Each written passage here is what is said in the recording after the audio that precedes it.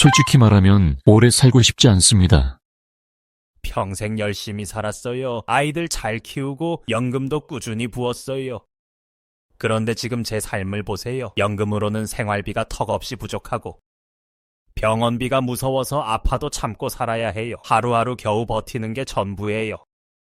이렇게까지 살려고 내가 그동안 그렇게 고생했나 싶어요. 얼마 전 동네 복지관에서 만난 70대 중반의 한 어르신이 제게 하신 말입니다. 처음엔 깜짝 놀랐습니다. 어르신의 표정은 너무나 담담했지만 그 말 속엔 깊은 체념과 슬픔이 묻어나 있었습니다. 문득 머릿속이 멍해졌습니다. 노후는 행복하고 편안해야 한다고들 말하지만 현실은 너무나 다릅니다. 열심히 준비했는데도 부족했던 사람들, 준비할 여유조차 없었던 사람들, 그리고 결국 불안 속에서 하루하루를 견디는 사람들. 혹시 이런 두려움을 느껴보신 적 없으신가요? 내 노후는 정말 괜찮을까? 부모님은 괜찮으실까? 나중에 내가 나이 들어서 이런 삶을 살게 된다면 어떡하지? 이런 걱정이 떠오른다면 당신은 지금 이 시대의 가장 큰 고민 중 하나를 마주하고 계신 겁니다. 오래 사는 건 축복이라고 하지만 준비가 부족한 상태에서 맞이하는 긴 노년은 축복이 아니라 큰 짐이 될 수도 있습니다. 아파트를 팔아야 겨우 생활비를 마련하거나 아파도 병원비 걱정에 치료를 포기하고 매달 부족한 돈을 어떻게 메울지 고민하는 삶. 우리가 꿈꾸는 노후는 이런 모습이 아니겠죠. 그렇다면 이런 걱정스러운 미래를 막을 방법은 없을까요? 혹은 이미 불안한 노후를 살고 계신 분들이 더 나은 삶을 살 수 있는 방법은 없을까요? 하지만 걱정만 하고 있을 필요는 없습니다. 해결책은 분명히 있습니다. 영상을 보시기 전에 좋아요와 구독 버튼 꼭 눌러주세요. 지혜정원TV는 단순히 정보만 전하는 곳이 아니라 여러분의 삶에 실질적으로 도움이 되는 이야기를 지속적으로 전해드릴 약속이기도 하니까요. 안녕하세요. 제 이름은 이명자입니다. 올해로 65이 되었고요. 자그마한 원룸에 혼자 살고 있습니다. 남편은 5년 전에 지병으로 먼저 떠났고 아이들은 각자의 삶을 꾸려 바쁘게 살다 보니 요즘은 1년에 한 번 얼굴 보기도 어려워요. 사실 제 인생은 그리 특별한 건 아니었어요. 평범한 사람이었습니다. 20대에는 열심히 일했고 30대에는 가정을 꾸리고 아이들을 키우느라 정신없이 살았죠. 남편이 성실히 일해서 마련한 아파트도 있었고 우리도 나름대로 준비된 인생을 살고 있다고 믿었어요. 아이들만 잘 키우고 남편과 함께 연금으로 여유롭게 살면 되겠지, 그렇게 생각했었죠. 그런데요, 지금의 저는 하루하루가 고비입니다. 월세를 내고 나면 생활비가 턱없이 부족해서 매 끼니마다 뭐라도 아껴야 해요. 병원에 가는 건 사치처럼 느껴지죠. 가끔은 이렇게까지 살아야 하나 싶기도 하고요. 제 이야기만이 아니에요. 주변에 비슷한 처지의 친구들이 많습니다. 얼마 전 친한 친구 경희가 저를 찾아왔더라고요. 명자야, 나 이제 곧 집도 못 구할 것 같아. 듣고 있자니 가슴이 먹먹해지더군요. 경희는 젊을 때 가게를 운영하다가 폐업한 뒤로 적금도 못 들었고 연금도 제대로 준비하지 못했어요. 그런데 경희만 그런 게 아니더라고요. 내가 아는 모든 사람들이 과거에는 나는 괜찮을 거야 라고 생각했을 뿐이었죠. 그렇지만 막상 나이가 들고 보니 상황은 달랐습니다. 경희만 그런 것도 아니에요. 얼마 전 뉴스에서 들었는데 한국 노인의 빈곤율이 OECD 국가 중 1위라더군요. 우리나라 노인 10명 중 5명이 빈곤에 시달리고 있다니.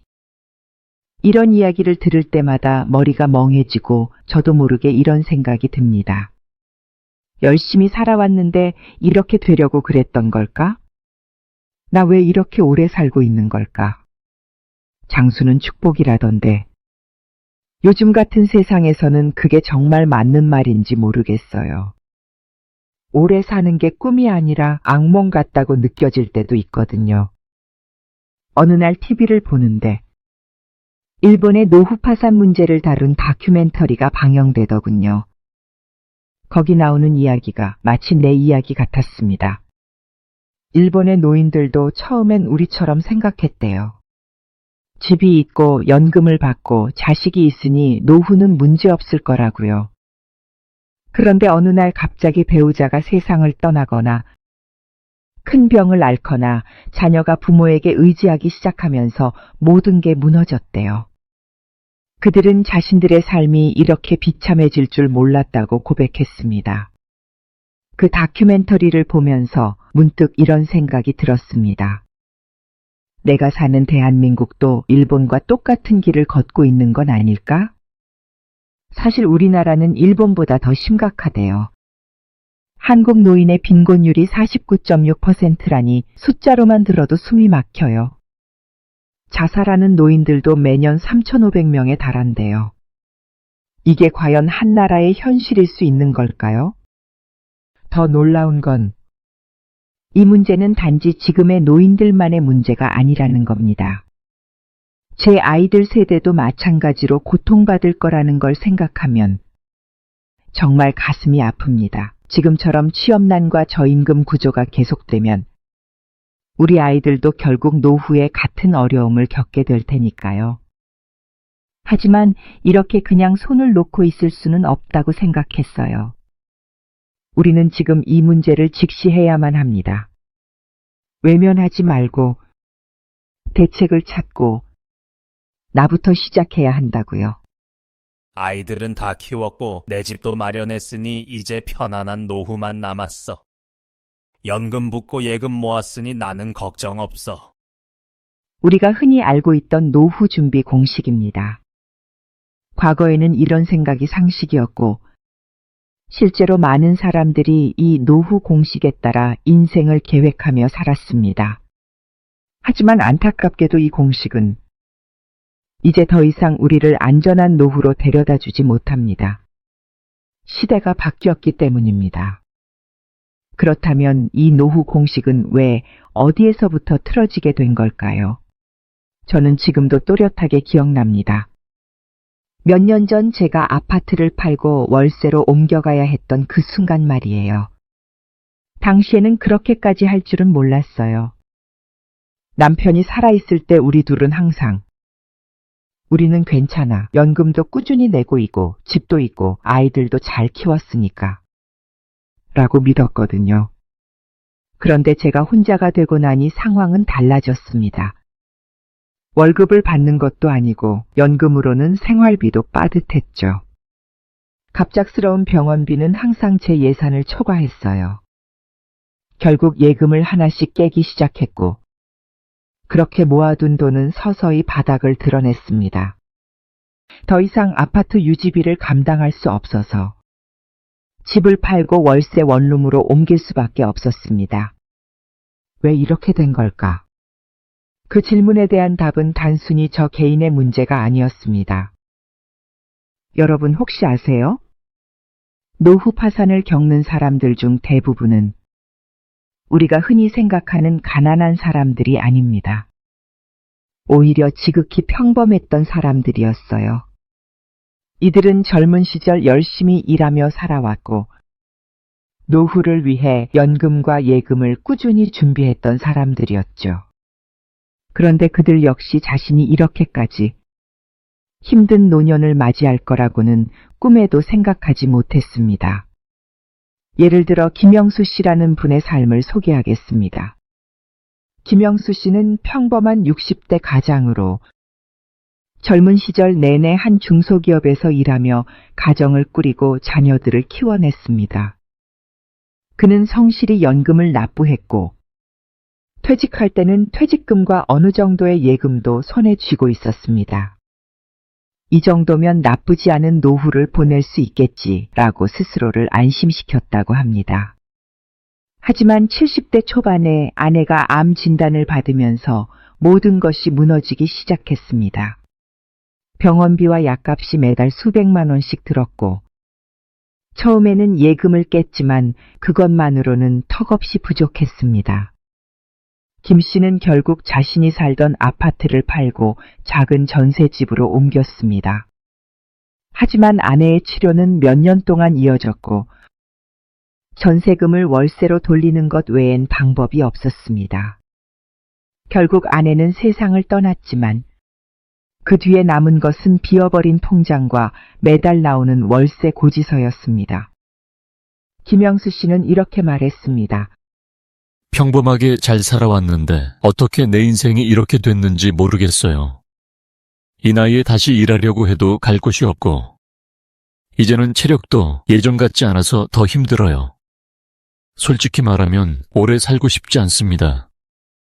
사람들이 더 오래 살게 되면서 돈이 더 많이 필요해졌습니다. 과거에는 평균 수명이 짧아서 60대나 70대까지 살면 장수했다고 여겨졌죠.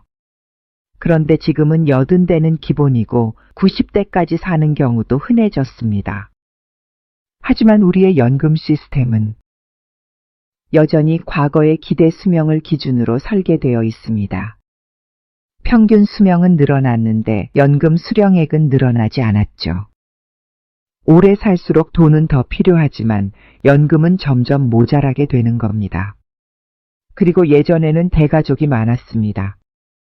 부모님은 자식들과 함께 살며 부양을 받았죠. 하지만 지금은 핵가족화와 1인 가구가 늘어나면서 노후를 자식들에게 의지하기 어렵게 되었습니다. 심지어 자녀들조차 자신의 삶을 꾸려가기 힘든 상황에서 부모를 부양할 여유를 갖기란 거의 불가능에 가깝습니다. 또한 큰 병, 배우자의 죽음 혹은 자녀의 취업난 등 갑작스럽게 닥쳐오는 변수들이 우리의 노후를 위협합니다. 한 가정의 경제가 굳건하게 유지되려면 모든 변수가 안정적이어야 합니다. 하지만 현실은 어떨까요? 연금을 꾸준히 내고 예금을 모아도 갑작스러운 사고나 질병 하나로 모든 것이 무너질 수 있습니다. 한 가지 사례를 더 들어볼까요? 50대 중반인 박경수 씨는 몇 년 전까지만 해도 잘 나가던 대기업 과장이었습니다. 자녀 교육비와 결혼 비용으로 몇억 원을 썼지만 그래도 연금을 꼬박꼬박 부었고 예금도 조금은 남아 있었습니다. 하지만 회사에서 조기 퇴직을 권유받으면서 문제가 생겼습니다. 그는 퇴직금으로 자영업을 시작했지만 초보 창업자가 자영업으로 성공하기란 쉽지 않았죠. 결국 몇 년 만에 모아둔 돈을 모두 날리고 말았습니다. 현재 그는 아내와 함께 작은 월세집에 살고 있으며 아르바이트로 생활비를 겨우 충당하고 있습니다. 그는 말합니다. 저는 나름대로 열심히 살아왔는데 어쩌다가 이렇게 됐는지 모르겠습니다. 제가 은퇴한 뒤로 집안 분위기는 하루하루 무거워지고 요즘엔 아내랑 말다툼도 잦아졌습니다. 아내는 가끔 이런 얘기를 해요. 우리가 너무 오래 살고 있는 거 아니야? 라고요. 박 씨의 사례는 단지 개인의 이야기가 아닙니다. 지금 우리 사회에서 누구에게나 일어날 수 있는 일입니다. 노후는 우리가 예상하지 못했던 방식으로 우리를 찾아옵니다. 과거의 노후 공식은 더 이상 안전망이 될 수 없습니다. 그 공식은 평균 수명이 짧고 가족 간 부양이 당연하던 시절의 산물이었기 때문입니다. 그렇다면 우리는 어떤 새로운 노후 공식을 만들어야 할까요? 무엇을 준비해야 하고 무엇을 바꿔야 할까요? 어머니, 저 좀 더 있다가 도와드릴게요. 이번 달은 저도 돈이 좀 빠듯해서요. 몇 달 전 같은 동네에 사는 박정자 할머니가 제게 털어놓으셨던 이야기입니다. 정자 할머니는 올해로 73입니다. 어릴 때부터 정말 성실히 살아오셨던 분이에요. 젊었을 때는 공장에서 일하며 세 아이를 키우셨고 남편은 버스 기사로 일했습니다. 둘이 맞벌이 하면서 어렵사리 자식들을 대학에 보냈고 딱 하나 바라셨대요. 우리 애들만 잘 되면 노후에는 좀 편하게 살 수 있겠지. 그런데 요즘 정자 할머니는 얼굴이 늘 어두워 보이십니다. 할머니는 한숨을 내쉬며 이렇게 말씀하시더군요. 젊을 때는 그래도 집도 있고 애들도 있으니까 나는 괜찮겠지 했는데 지금은 그런 생각이 참 허무하더라고. 나한테 남은 건 매달 나오는 쥐꼬리만 한 연금뿐인데 이걸로는 도저히 살 수가 없어. 사실 정자 할머니 이야기가 특별한 건 아닙니다. 요즘 주변에서 들려오는 이야기가 다 비슷합니다. 아들네한테 손 벌리는 것도 눈치 보이고, 연금으로는 월세도 간신히 내는데 병원비 한 번 나오면 그냥 끝이야. 자식들은 자기 살기도 바쁜데 어떻게 부모를 돌봐. 내가 알아서 살아야지. 이런 말들이 동네에서 흔히 들립니다. 정자 할머니 같은 분들이 한둘이 아니에요. 어떤 분은 집을 처분하고 원룸으로 옮기셨고, 어떤 분은 생활비를 벌기 위해 요양보호사로 일하고 계십니다. 요즘엔 폐지 줍는 어르신들도 종종 보이는데, 그분들 이야기를 들어보면 대부분 과거에는 평범한 삶을 살아오신 분들이에요. 제가 들었던 이야기 중에 가장 마음이 아팠던 건 강선영 할머니의 경우였어요.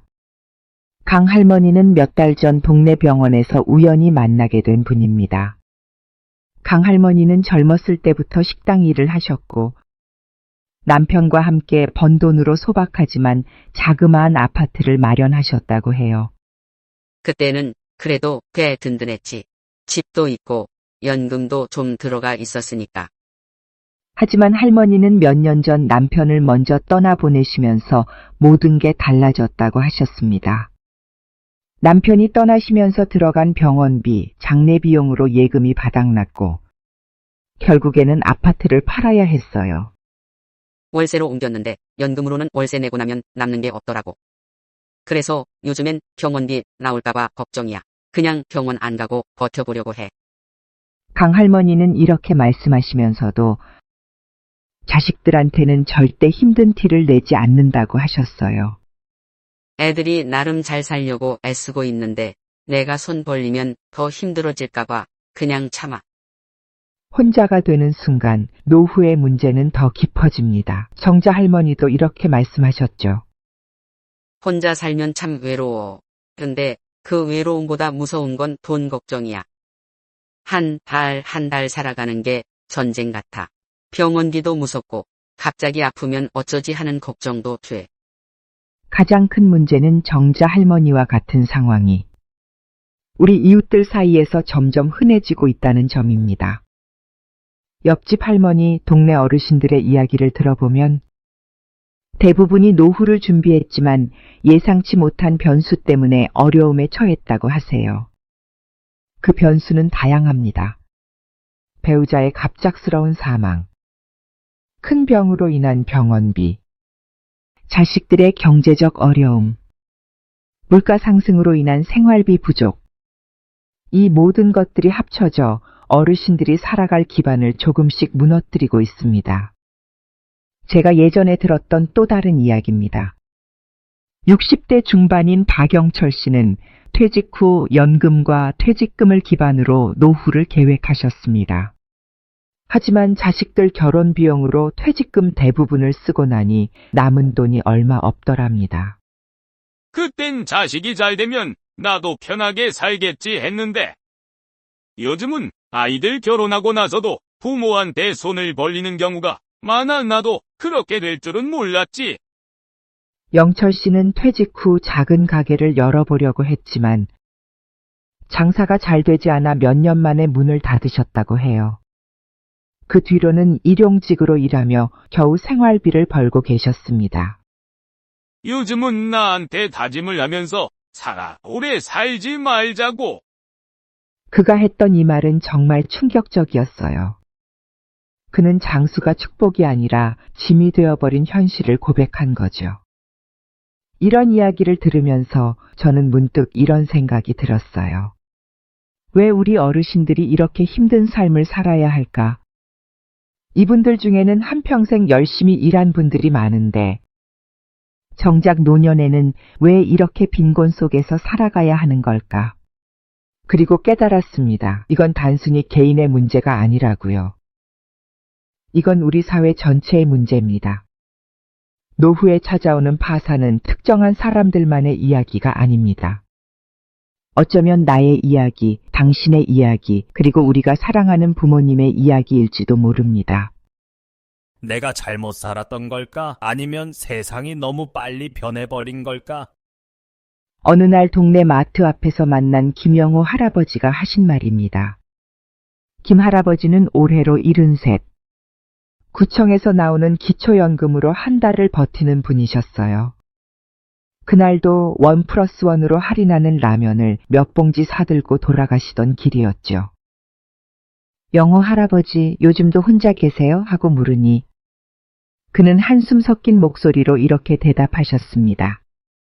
혼자라 편한 게 아니라 그냥 그게 더 낫지. 자식들도 힘든데 나까지 짐이 될 순 없잖아. 요즘 애들 얼마나 살기 어려운 줄 알아요? 나도 젊었을 땐 열심히 살았는데 지금은 이렇게 버티는 게 전부야. 김 할아버지는 젊은 시절 공사장에서 일하며 자식 넷을 키웠습니다. 퇴직금도 모았고 작은 빌라도 장만했었죠. 하지만 자녀들 교육비와 결혼 비용으로 퇴직금을 거의 다 쓰고 노후를 위해 남겨두었던 돈도 결국 바닥이 났습니다. 마지막으로 남은 빌라는 병원비와 생활비로 처분한 지 오래입니다. 지금은 작은 원룸에서 혼자 지내며 기초연금과 폐지를 주어 생계를 유지하고 계십니다. 살다 보니 오래 사는 게 복이 아니라 벌이더라. 하루하루 어떻게든 버텨보려고는 하는데 때로는 그게 무슨 의미가 있나 싶기도 해요. 우리나라의 노인 빈곤율은 OECD 국가 중 1위입니다. 그 비율은 무려 49.6%. 다시 말해 대한민국의 노인 10명 중 5명은 빈곤 상태에 놓여 있다는 뜻입니다. 5명 중 1명도 아니고 절반이라니. 이건 단순히 숫자가 아니라 수많은 어르신들의 고통스러운 현실입니다. 더욱 충격적인 사실은 이 빈곤이 단지 돈이 없는 문제에 그치지 않는다는 점입니다. 빈곤은 고독과 질병을 동반하며 이는 결국 삶에 대한 의지마저 꺾어버리는 결과를 낳습니다. 얼마 전 뉴스를 보다가 놀랄 수밖에 없었습니다. 우리나라에서 매년 스스로 생을 마감하는 어르신들의 수가 3,500명에 이른다는 보도였습니다. 세계 어느 나라보다 높은 수치였죠. 이건 단순히 개인의 문제가 아닙니다. 우리 사회가 이분들을 제대로 돌보지 못했다는 뜻이기도 하겠죠. 어르신들 중 많은 분들이 병을 키우다가 병원비가 두려워 치료를 포기하십니다. 한 동네 복지관에서 들은 이야기인데 한 할머니는 당뇨와 고혈압으로 병원을 꾸준히 다니셔야 했습니다. 그런데 병원비가 부담돼서 약을 자꾸 건너뛰셨다고 해요. 결국 건강이 더 나빠졌고 그제야 병원에 갔더니 이미 큰 합병증이 온 상태였습니다. 그냥 약값도 못 내니까 죽을 때까지 참아보는 거지 뭐. 할머니가 하셨던 이 말이 마음에 남아 지워지질 않습니다. 문제는 이것이 단지 한 세대의 문제가 아니라는 겁니다. 젊은 세대들조차 이런 상황에서 벗어나기 어렵다는 점이죠. 제가 아는 한 40대 남성은 이렇게 말한 적이 있습니다. 결혼은 꿈도 못 꿔요. 저 혼자 살아가기에도 벅찬데. 나중에 제 노후요? 글쎄요, 솔직히 오래 살고 싶지 않습니다. 이분은 현재 비정규직으로 일하며 간신히 월세를 내고 계십니다. 연금은커녕 저축조차 할 수 없는 상황이라 미래를 생각할 여유조차 없다고 하십니다. 자녀가 없는 대신 노후에 자신을 돌봐줄 사람이 없다는 사실이 막막하다고요. 이와 같은 현실은 우리나라에서 점점 더 보편적인 이야기가 되고 있습니다. 젊은 세대의 취업난, 비정규직 증가, 그리고 급등하는 물가와 집값은 젊은 세대가 자신의 삶을 안정적으로 꾸려갈 기회를 빼앗아가고 있습니다. 결국 이 세대가 노인이 되었을 때도 지금의 어르신들처럼 빈곤에 내몰릴 가능성이 높습니다. 이게 왜 이렇게까지 된 걸까? 많은 전문가들은 대한민국의 가족 중심 문화와 그로 인한 노후 준비 부족을 지적합니다. 우리나라에서는 부모님들이 자녀의 교육비와 결혼 비용에 지나치게 많은 돈을 씁니다. 물론 사랑하는 자식들을 위해 쓰는 돈이니 후회는 없겠죠. 하지만 문제는 그 뒤에 찾아옵니다. 정작 부모님 자신을 위한 노후 자금은 남지 않는다는 겁니다. 어떤 어르신은 이렇게 말씀하셨습니다. 그땐 우리 애들 잘 되는 게 우선이었어. 내가 늙으면 애들이 돌봐줄 거라고 믿었거든. 그런데 요즘 애들이 얼마나 힘들어. 내가 어떻게 손을 벌리겠어. 자녀를 돌보며 자신의 노후를 준비하지 못한 부모님들은 결국 빈곤 속에 홀로 남게 되는 경우가 많습니다. 우리나라의 노후 문제를 보면 일본과 비슷한 점도 많지만 한국만의 특수성도 존재합니다. 일본은 연금 제도가 비교적 잘 갖춰져 있어서 노인 빈곤율이 19% 수준입니다. 하지만 우리나라는 연금 제도 자체가 아직 미흡합니다. 현재 국민연금의 소득 대체율은 40% 수준으로 이는 일본의 절반 정도밖에 되지 않습니다. 또한 우리나라는 고령화 속도가 세계에서 가장 빠른 나라 중 하나입니다. 불과 몇 년 뒤면 대한민국은 초고령화 사회에 접어들게 될 것입니다. 전체 인구 중 20% 이상이 노인이 되는 거죠. 이렇게 빨리 변하는 사회에서 우리는 이 문제를 어떻게 해결해야 할까요? 솔직히 말하면 지금 제 삶도 버겁지만 부모님 문제까지 생각하면 정말 막막해져요.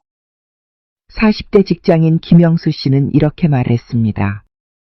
그는 결혼하지 않은 채 혼자 살며 직장에서 월급을 받고 있지만 부모님을 부양하는데도 돈이 들어갑니다. 부모님이 연금이 있으시긴 한데 두 분 다 몸이 안 좋으셔서 병원비가 많이 들어요. 제가 매달 생활비를 조금씩 보내드리는데 솔직히 저도 제 노후 준비는 꿈도 못 꿉니다. 월세에 생활비 내고 부모님 지원하면 남는 게 없거든요. 김 씨처럼 부모님을 경제적으로 돕는 자녀들은 자신의 삶을 희생해야 하는 경우가 많습니다. 그러다 보니 자연스럽게 자신의 노후를 준비할 여유를 갖지 못하게 됩니다.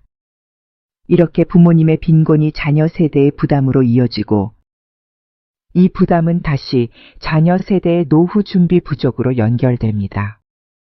결국 부모와 자녀 모두가 악순환의 고리에 갇히게 되는 것이죠.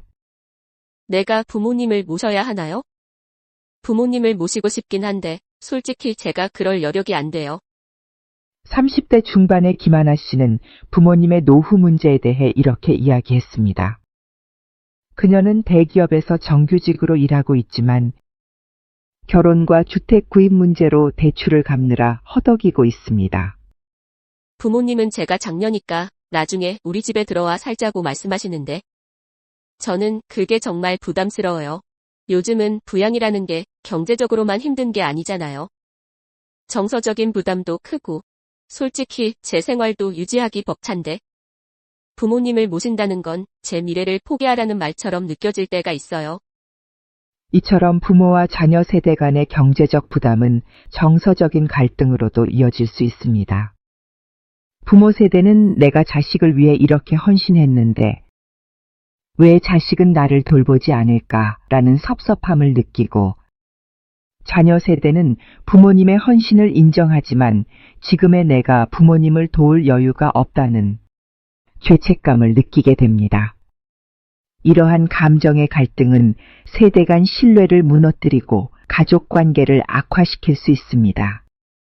부모님의 빈곤과 부양 부담은 결국 젊은 세대의 경제적 어려움과 맞물리게 됩니다. 현재 2030 세대의 많은 사람들이 비정규직과 저임금 구조 속에서 살아가고 있습니다. 저도 제 삶을 꾸리기 힘들어요. 월세에 대출이자 갚고 나면 생활비도 빠듯한데 무슨 돈으로 부모님을 돕겠어요? 30대 비정규직 노동자인 박민수 씨는 이렇게 말했습니다.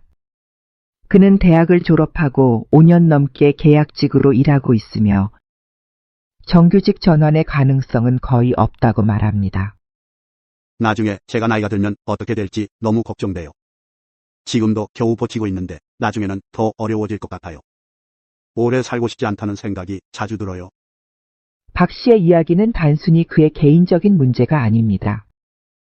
젊은 세대가 안정적인 직업을 갖지 못하고 소득이 불안정한 상황이 계속되면 그 세대의 노후 준비는 당연히 미흡할 수밖에 없습니다.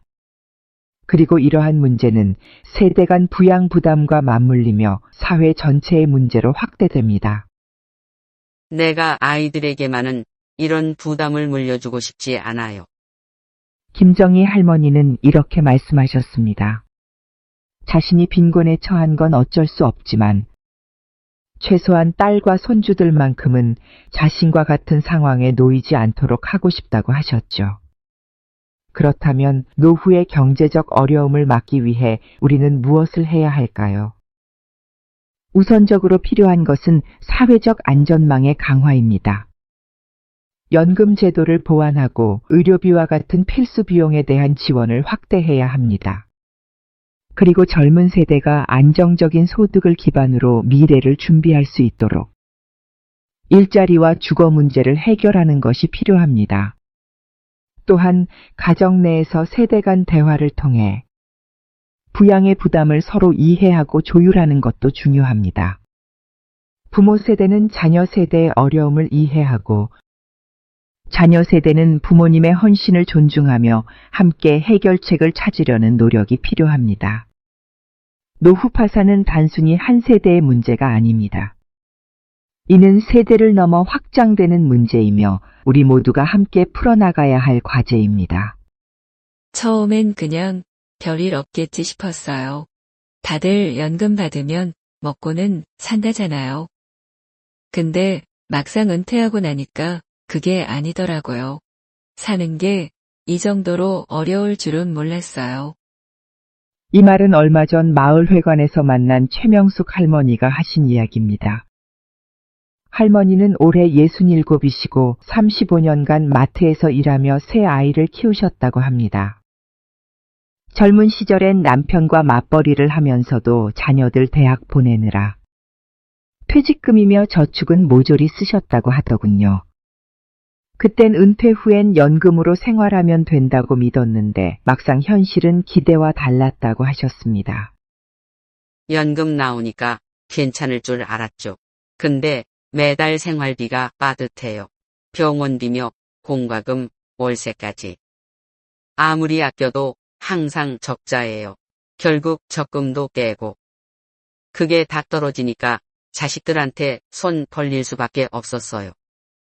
그런데 또 자식들한테 손 벌리는 것도 미안하니까 그냥 내가 참고 지내요. 이야기를 하시면서 할머니는 한숨을 쉬셨습니다. 그 이야기가 남의 일 같지가 않았습니다. 최 할머니의 이야기는 단지 한 사람의 얘기가 아니기 때문입니다. 어쩌면 바로 우리 부모님의 이야기일 수도 있고 아니면 머지않아 나 자신의 이야기가 될 수도 있기 때문입니다. 얼마 전 동네 슈퍼 사장님이 이런 이야기를 하셨어요. 단골 손님 중 한 분이 몇 달 동안 안 보이더니 얼마 후 폐지를 줍는 모습으로 나타났다고요. 예전엔 늘 장바구니 들고 활기차게 장을 보던 분이셨는데 폐지를 주어야 하루를 겨우 넘길 수 있는 상황이 됐다고 하셨습니다. 너무 깜짝 놀랐어요. 그냥 평범하게 연금으로 사시겠거니 했던 분이 그렇게까지 될 줄 누가 알았겠어요. 내가 아는 사람이 그렇게 되는 걸 보니 충격이었어요. 그 말을 듣고 느꼈습니다. 노후 파산은 그냥 뉴스 속에서만 벌어지는 일이 아니라는 걸요. 이건 정말 바로 옆에서 아니면 내 인생에서 어느 날 갑자기 찾아올 수 있는 현실입니다. 하지만 우리는 이런 무거운 문제를 외면하려는 경향이 있죠. 솔직히 무섭고 복잡하잖아요. 나는 괜찮겠지, 저 사람들 이야기겠지 하고 덮어두는 거죠. 그런데 문제를 덮어둔다고 해결되는 건 아닙니다. 오히려 시간이 지나면 더 큰 문제가 되어 우리를 덮쳐올 뿐입니다. 몇 년 전 들었던 이야기가 있습니다. 혼자 살던 할아버지가 있었는데 병원비 걱정 때문에 병을 키우다 결국 큰 병에 걸리셨답니다. 그제야 병원에 갔더니 수술비며 치료비가 몇 천만 원이 필요하다고 해서 결국 아무것도 못하고 돌아오셨다고 해요. 그 뒤로는 그냥 병을 안고 살아가다 쓸쓸히 돌아가셨다는 이야기를 들었습니다. 병원비만 조금 덜 부담됐더라면 내 삶이 이렇게까지 되진 않았을 텐데. 그게 할아버지가 마지막으로 하셨던 말이었다고 합니다. 이 이야기를 들으면서 생각했어요. 노후 문제를 외면하고 준비하지 않으면 결국 이런 일이 우리에게도 벌어질 수 있겠구나 하고요. 노후 파산 문제를 겪는 분들을 보면 대부분 스스로를 탓하시더라고요. 내가 젊었을 때 더 준비했어야 했는데 내가 왜 이렇게 무능했을까 이런 식으로요. 그런데 그게 정말 그분들 잘못일까요? 저는 아니라고 생각합니다. 요즘 세상은 너무 빨리 변하고 기대 수명은 늘어나고 물가는 계속 오르고 이 모든 걸 한꺼번에 준비하기는 사실 쉬운 일이 아니잖아요. 그래서 우리가 가장 먼저 해야 할 일은 이 현실을 직시하는 것입니다. 이건 나랑 상관없는 이야기야. 나는 괜찮을 거야. 이렇게 외면하지 않고 이게 지금 벌어지고 있는 현실이구나 하고 제대로 바라보는 것에서 출발해야 합니다. 그럼 노후 준비는 어디서부터 시작해야 할까요? 지금 시작해봤자 너무 늦은 거 아니야? 라고 생각할 수도 있습니다. 하지만 늦었다고 생각할 때가 가장 빠른 때라고들 하잖아요. 제가 아는 한 분은 병원비 부담을 줄이려고 건강관리를 시작하셨대요. 처음엔 별거 아닌 것 같았지만 병원비를 아끼게 되고 몸이 좋아지면서 자신감도 생겼다고 하셨습니다. 또 다른 분은 한 달에 10,000원씩 저축을 시작했다고 해요.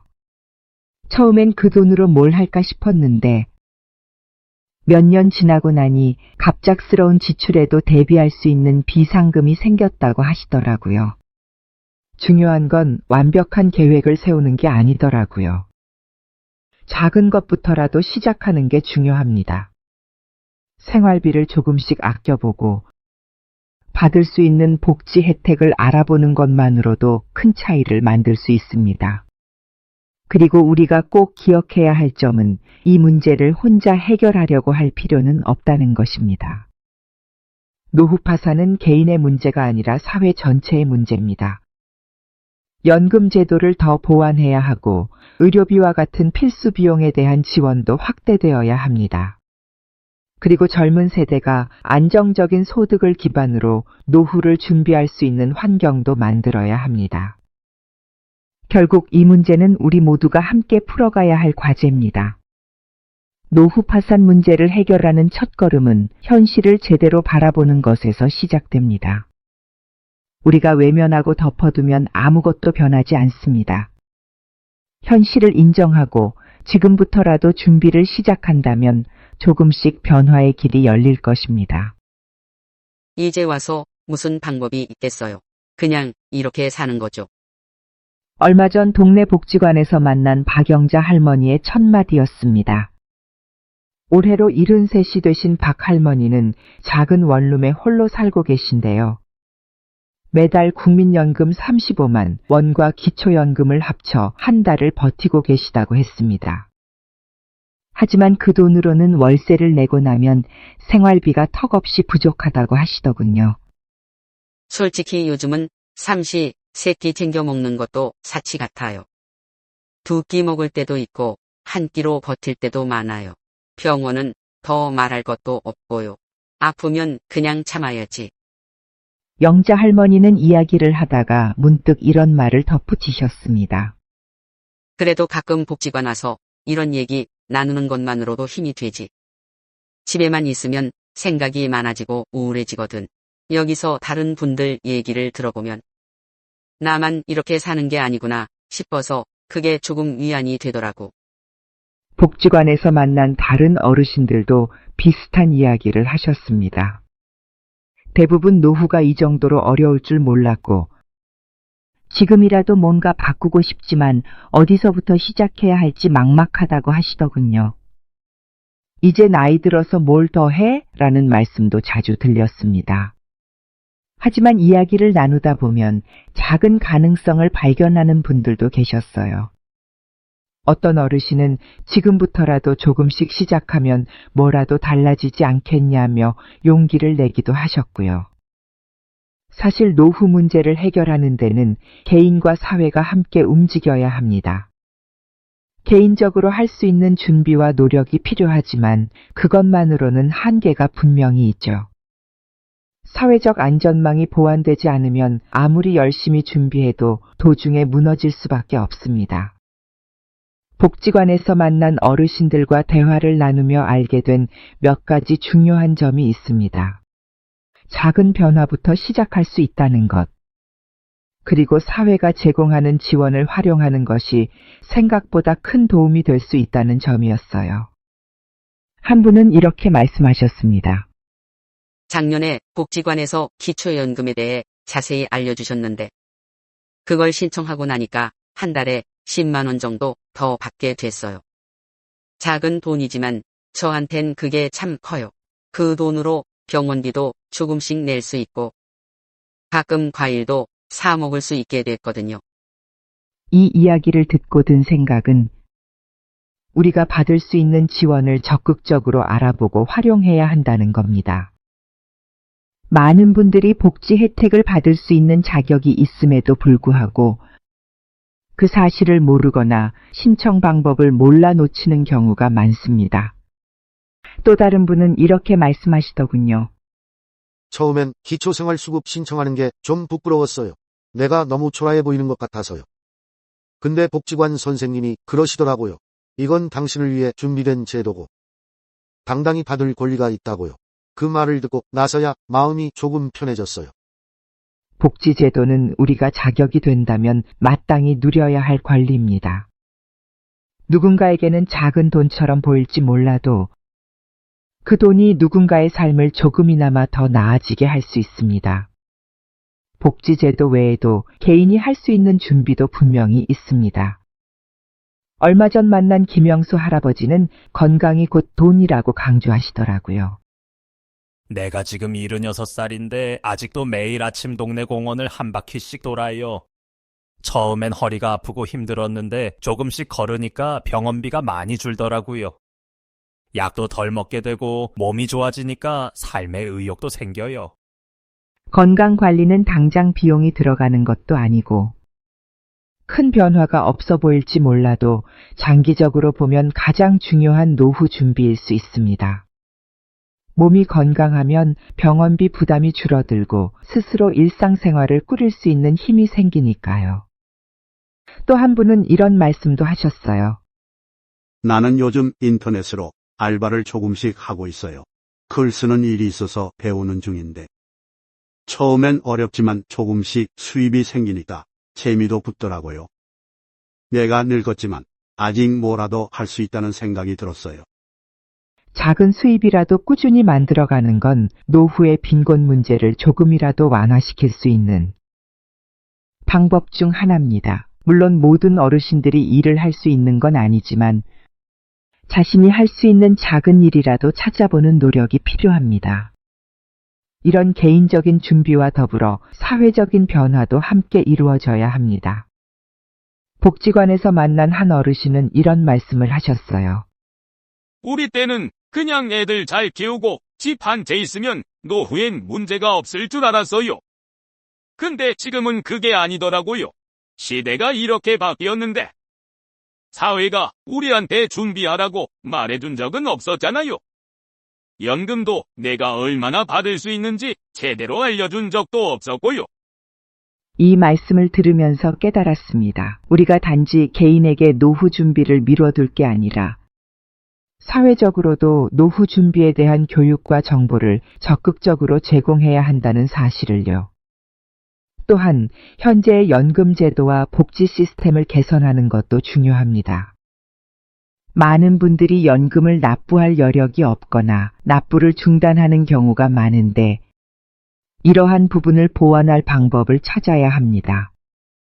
지속 가능한 노후를 만들기 위해선 개인의 준비와 사회의 지원이 모두 필요합니다.